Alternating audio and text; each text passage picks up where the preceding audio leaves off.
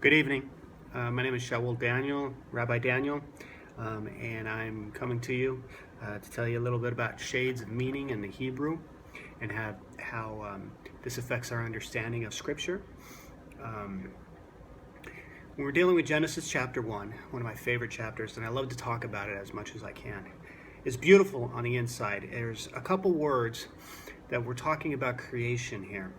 The first one, the word is Bara. Now, Bara is a very special Hebrew word for creation. It literally is the word translated as creation. We see it in the first sentence of Scripture where it says, Bereshit bara Elohim et hashamayim v'et haaretz. Okay? Now, what's beautiful about this is the Bara here means creation ex-Nihilo. Okay? Later on, Scripture talks about Yetzer. In other words, when it talks about the creation of mankind, creation of Adam, the first man, it said that his body was formed Yetzer. Now, this means, the second word for creation, Yetzer, actually means like to shape, like a sculpture. Somebody's going to do a shaping of they get a big slab of some fine stone, granite or whatever they shape from. I'm not a sculptor, I don't know personally. But as they chisel away, then eventually what happens is that what's in the stone actually becomes relevant. It becomes seeable. It was always there in the stone, but now it's coming forth. This is Yetzer. Yetzer could also be the potter's clay. You know, the potter is moving and shaping the clay with his hands. He's shaping the clay. He's forming that clay. See, it's already from something, and he's turning it into something new here. That's Yetzer.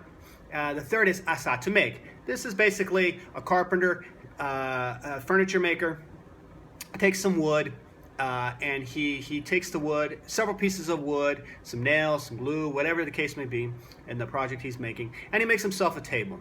Now, this table is something new. He made it, he created it, but it doesn't carry the same weight of creation.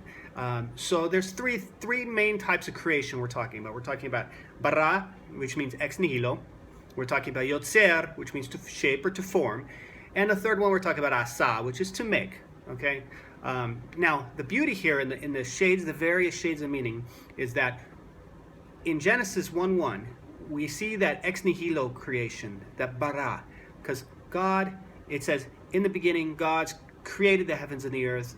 Slight variance in translations and how that can mean, but I want to focus on the verb itself. The verb itself is to create, and it means ex nihilo. That means out of nothing. God created, he's the only one that can create out of nothing, and God created this, ex nihilo, out of nothing. Now, this is very important, so we focus on the word bara. The second word, Yetzer, like I said earlier, with the potter or the sculptor, it's to form something. So we see in Genesis chapter later on where it says that God formed man from the dirt of the ground. It uses that word Yetzer because the body, God formed man with the dirt, and then he breathed life into him. See, there's two creations that are going on in here. There's the creation of the body, which the word Yetzer is used to describe the body, which is something physical. There's physicality. It's not going to stay around forever. The second one is Bara. When it speaks of God, God speaks in another verse, in another scripture in Genesis, it says that he Bara. He breathed the soul of man. He created the soul, and in reference to the soul, it says Bara. So in reference to the body, it says Yetzer. In reference to the soul, it says Bara. So each and every single one of us, each and every single individual human being is unique and has value and has a mission and a purpose in life. And that mission, that purpose, is different for everybody. It's our life's goal to figure out what our purpose in life is and to fulfill it the best we can with the tools that God gives us to fulfill it. But we need to recognize that the soul is what's eternal here. So question is, are you a body with a soul, or are you a soul that inhabits a body?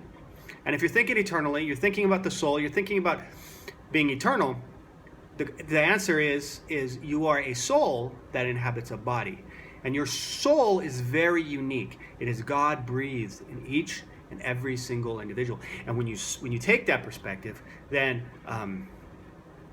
things such as suicide, abortion, all these other things take on a different meaning. It takes on a different life, because life is sacred, and we've got to recognize that life is sacred. These bodies that God placed us in are only for a time being, and the soul then returns back to God. So it's not our property, it's God's property. It says in the very beginning that God created the heavens and the earth, and then it goes through a whole list in Genesis about what God created, because everything belongs to God. It doesn't belong to me, it doesn't belong to you. Ultimately, the whole universe and everything in it belongs to the Master, God. Everything belongs to Him. Now, what is awesome and beautiful is that each time when we're out in what seems like the seas and the storms, and we're being tossed to and fro, and we don't know what's going on, and life is so confusing, life is so upsetting, we don't know where the next paycheck's going to come from for some people, we don't know if our marriages are going to be blessed the way we want them to be, and we struggle with all this stuff, with the soldiers going to combat, whatever the case may be, whatever personal issues that a person goes through, things that really challenge the soul, things that can really rip apart a person. There's one little trick you can do.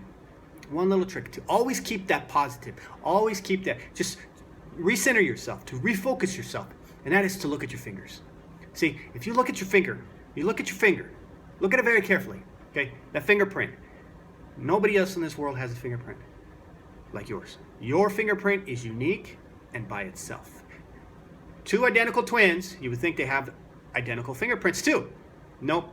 They also have unique individual fingerprints. Now, this is because if you recognize through Scripture, several places it talks about the hand of God or the finger of God. This is about creation. We are designed to be creative. We are designed to bless other people through our creativity. And we need to focus on that. We need to figure that out. What we can do to bless other people. Because when we bless other people, we become blessed. So take a look at your finger. Now, what that actually is, what that fingerprint actually is, a physical manifestation of something deeper, something spiritual. So that's a little piece of shade, a little difference, something you might not have picked out, or it's not clear. We know that their body and we know that there's a soul, but to pick up the various shades of what is what between the two forms of creation, that your body was created from the ground, this Yetzer, but the soul that is eternal, that's inside each and every single one of us, that is unique, was created Bara. That means God created it special. You're special. And when you know that you're special, and you know that God created you special, and you know that everything is special like that, then you have to, when you look at another person, you have to respect the master behind that. You have to respect that God is the person, God is the being behind that person and created that person to be unique. And therefore, you have to respect when God says, "Thou shalt not murder, thou shalt not commit adultery."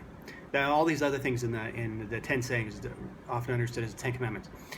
You understand these things, you'll give people the proper respect. You need to keep your self-respect, and you need to give people the proper esteem, because each and every single one of us is a created being, breathed with a soul that's breathed by God. So each and every single one of us is unique and special. And there's an ancient saying in Judaism, in the faith, that says that a man should carry around 2 pieces of paper, one in each pocket. And in one pocket it should say that, thus God created the whole universe for me, right? And the second, it should say, from ashes to ashes, to dust, because the body will return to that. So it's in those pockets, in those pieces of paper we're carrying. One side, it shows us that special relationship we have with God as a created being, breathed by Him, the soul, okay, that returns to Him when the body ceases, and the body itself. So with that, I hope and pray many blessings upon anybody watching this, that you come to a greater understanding, depth, knowledge. Please join me for future videos where I explore little nuggets of Hebrew language along the way. Look out for my books. Currently I'm working on one called Shades of Meaning, diving the depths of the Hebrew language, where I'll have many lessons like the one I just gave. And currently, in Amazon and in Kindle, I have this beautiful book right here. It's called Inspiration in Ancient Biblical Names. Check it out. If you like the video, subscribe, and let me know what you think in the comments. And if you have anything you need to address or you want me to speak about as a rabbi, then let me know, and I'll see what I can do for you. All right, until then, be blessed.